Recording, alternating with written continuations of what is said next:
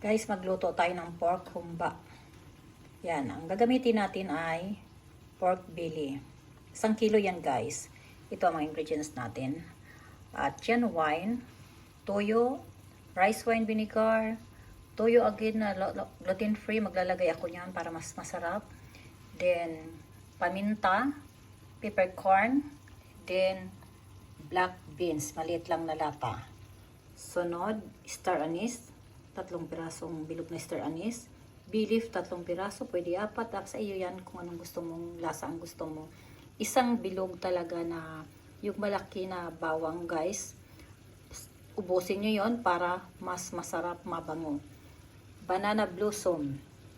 Yung banana blossom guys na tag 5 piso isang balot. Iubos nyo yun guys para mas masarap, mas maganda tingnan din. Brown sugar. Itong brown sugar, 1/2 cup o brown sugar. Ngayon, titikman nyo na lang guys pag nasalang nyo na kung tama lang yung lasa na sa inyo at gaano kagusto ang pula na gusto nyong lalabas sa niluto nyong humba.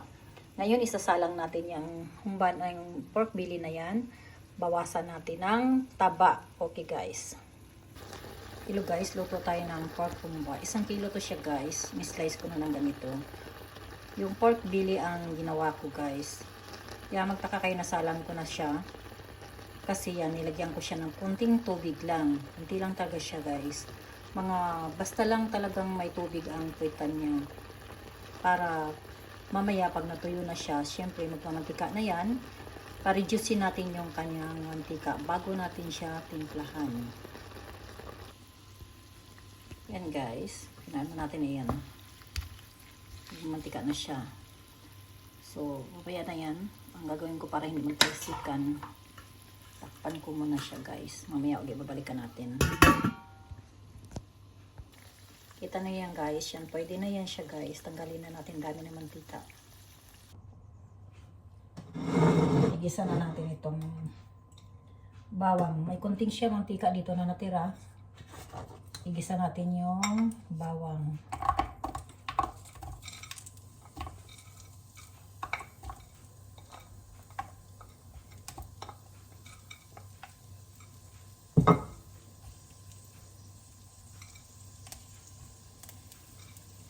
Ito pwede na rin yan.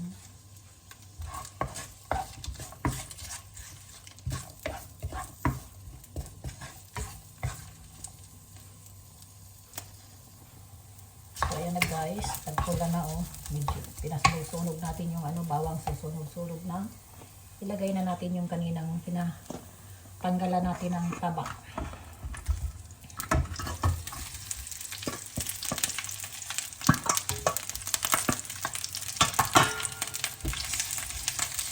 Tapos, lalagyan na natin ng mainit tubig ako dito. Lalagyan na natin siya ng tubig.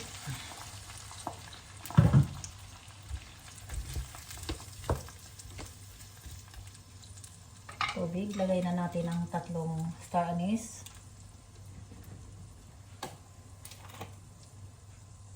Toyo. Itong toyo, 3 kutsara. Okay na yan siya guys.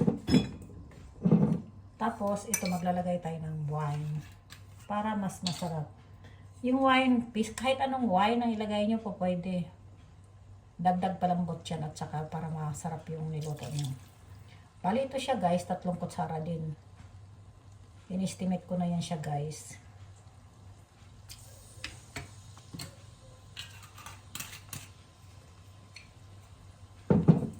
Tapos ito maglalagay ako ng itong gluten free na toyo. Naglagay ako nito.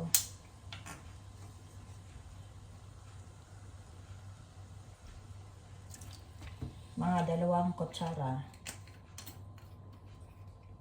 Light lang to siya guys. Tapos ito maglalagay tayo ng rice wine vinegar. Ito rin maglalagay din kayo guys para ma-preserve talaga yung bumatagal nyo siyang kainin. Hindi siya basta-basta masisira guys. At saka dagdag din yan palambot. Next, itong ating black pepper.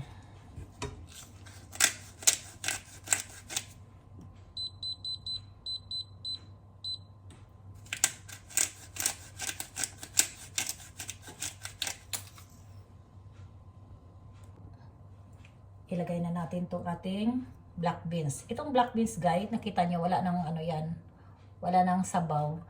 Hugasan muna natin guys para hindi siya maalat kasi yung sabaw niya nandyan nakalagay sa ano kasama sa lata.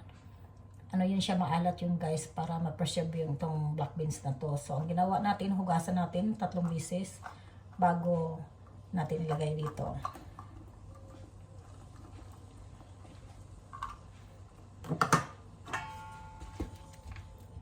Yan. Nakalagay na. Pwede na rin ito natin isabay. Kasi madali na yan siya. At yan, ang gagawin natin, pakuluan na natin siya guys. Pero kung gusto niyo naman guys na, ang tawag nito, pineapple juice, okay lang din naman pineapple juice ang ilagay nyo lang. Ako wine kasi hindi ako mag-ano ng pineapple juice dahil wala akong available. So yan ang gagamitin. Kadalasan itong ginagamit ko guys.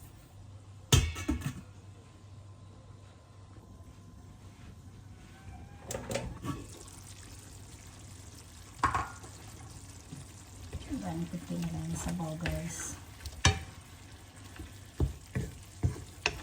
Pipin na lang sa bowl. Ilagay na natin ng sugar.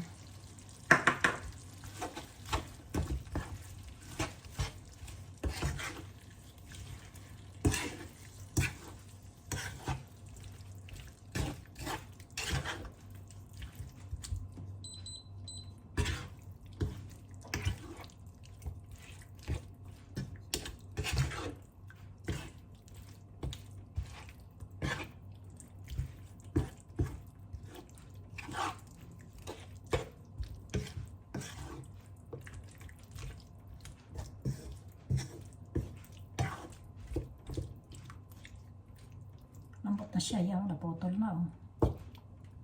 Lambot na.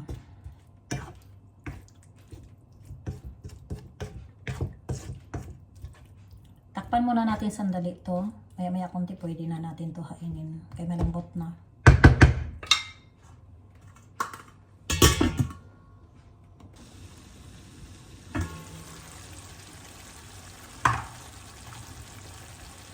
Yan. Ito na. Okay na siya guys. Ayan na.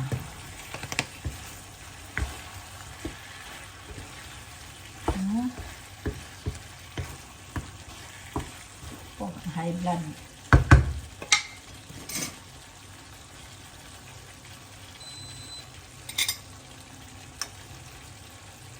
Kunti lang. Tikman lang tayo natin ng kunti.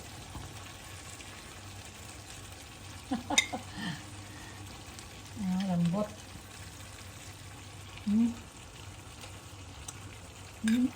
Lambot siya. Yummy. Yan guys, oh. Yummy. Oh, okay na to guys. Pwede na. Yummy na.